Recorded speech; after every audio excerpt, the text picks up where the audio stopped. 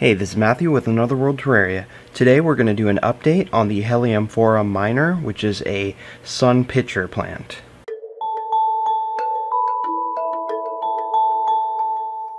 I did an unboxing video of this plant about 7 months ago when I got it, so you can check out the video. I'll link it up in the description of this video, as well as an info card that you can click on. You'll notice from the unboxing video to now that the plant has gotten a bit larger.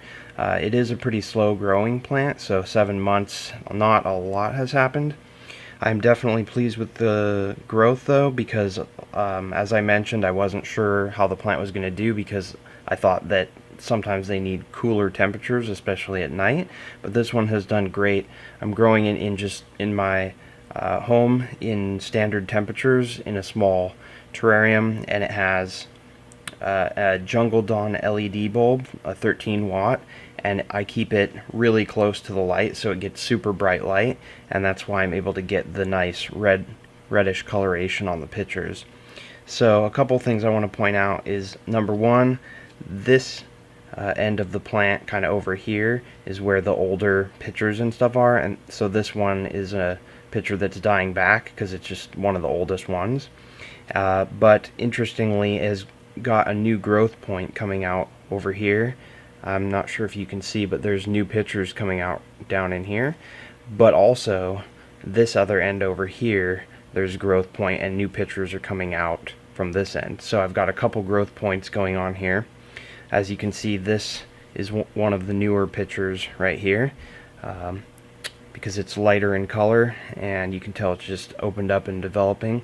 And the newer pictures, which are all over here since the unboxing, you can see they have these nice nectar little hoods up on the top and nice reddish coloration on them and veining. So plant's looking really good.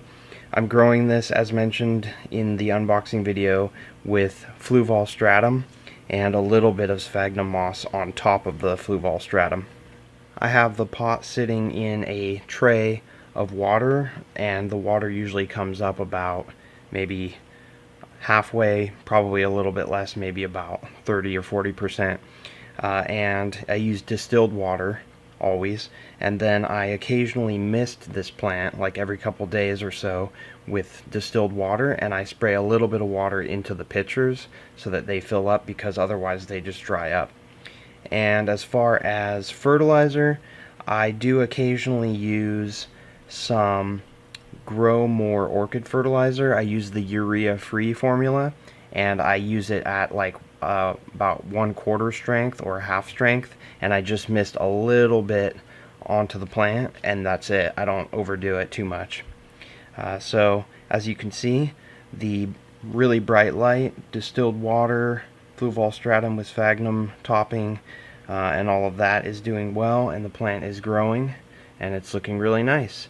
So stay tuned for another future update. Subscribe and click the bell icon so you don't miss any notifications.